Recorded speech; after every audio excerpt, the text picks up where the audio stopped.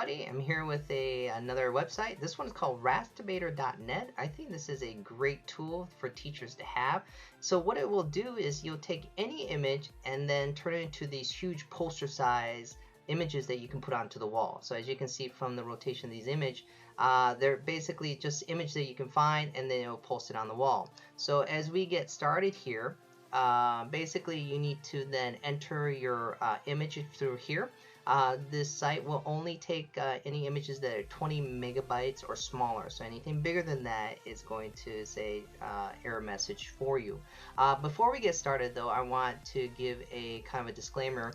Whatever image that you guys put in here, just for again legal purposes, make sure that it is copyrighted free, or it's free use for the purpose for education. So Google, I think, has a great feature in the image section that when you search for images, you can go under tools and it says right here, label for reuse or filter for license.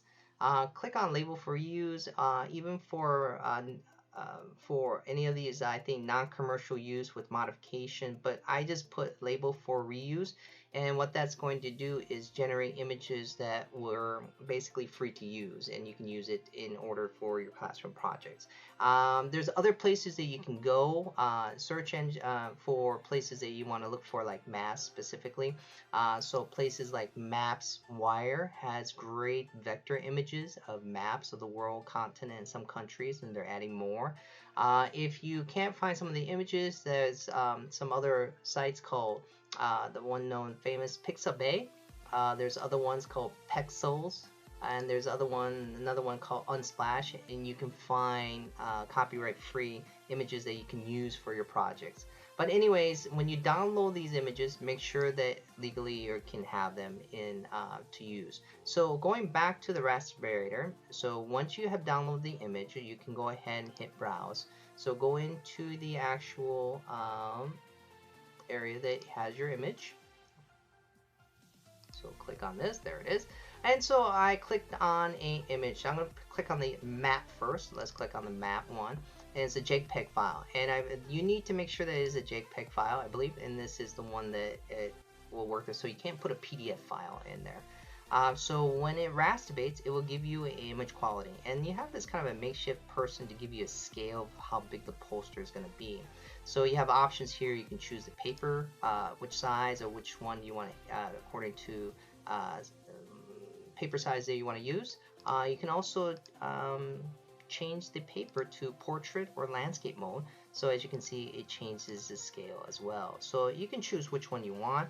Add margin basically means that there's going to be a white border at the end. So I leave it on, and so but then I ended up cutting it anyways if I want this clean cut. But other than that, this output size is what's going to be the main thing that you're going to have to play around with. So if you want a big poster, I want 10 wide. So here's a person. This is how big the poster is going to be. And so keep that in mind, perspective, how big your space is going to be. Also the number of paper that it is going to print out. So keep that in mind. So if you like that size, go ahead and hit continue. There's different artsy type of filters that you can put onto your pictures. But since I want the original image, I always do no effect. Hit continue. I leave this alone, skip it. And then at the end, it's going to basically ask you, if you want to complete it, if you're done. This one has 50 pages, so just keep that in mind. Also printing out a lot of color printers or using a lot of ink in the color printer. So just make sure that you're not eating up all the ink for your entire school. Crop marks, so basically they have these little target signs in the corners to make cutting easier. Page position, they were actually going to add page numbers, but the way they page number, I'm a little confused. So normally I just do it myself. So when it prints out, it will print out left to right, top to bottom. So as soon as I get it off from the printer, I just number it right away. 1, 2, 3, 4, 5, 6, 7, 8, 9, 10. Then I do 2-1, 2-2, so I can get the column and row in place. So that way I'm not trying to figure out like a puzzle. But once you're done, hit complete. Okay, and it will take a few seconds to a few minutes depending on how big your restoration is.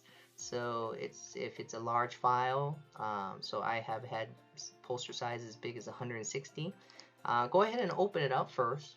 It's important because you want to look at the actual quality of your rastivation. So as you can see, there's that kind of a target mode, so that way you can have a clean line to cut.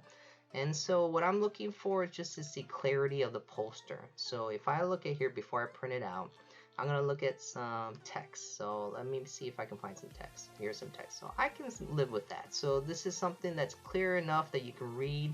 It's going to be big enough. I like that. Go ahead and save it and go ahead and print it out.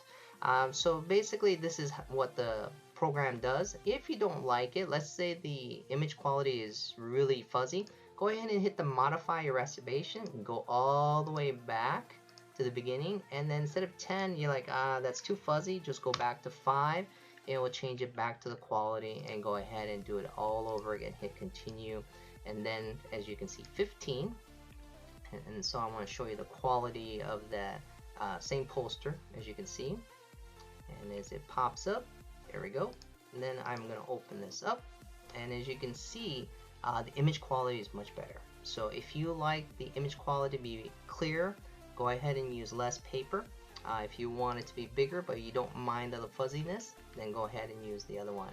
Now, like I said before, let me show you, like I showed you the space shuttle one that I downloaded from Google, and I cropped it here, but I want to actually show you an actual project that I did using this, so that way you can see. So I ended up cropping this to make it more landscape, but as you can see, this is a project that I did with my students. We did a planetarium project, and as you can see from the background, so because it is a wall, I ended up cropping it to make it more landscape feature. But as you can see, we turned the station into a VR goggle station, so the kids can sit and experience a rocket launch, a spacewalk, and maybe tour the space station right here in the goggles. There's other stations, a constellation, there was a planet station, there was a game section. But as you can see how this will fit into a project, something that you might want to do. So give you an idea how this fit in. It gives a nice aesthetic background to kind of the theme that we were doing. So as you can see from this website, this tool that we use, there's so many possibilities. So think about the possibilities in your classroom, different maps, games, anything like that, and let your imagination go wild. I hope it works out for you. Thank you for watching. Have a great day.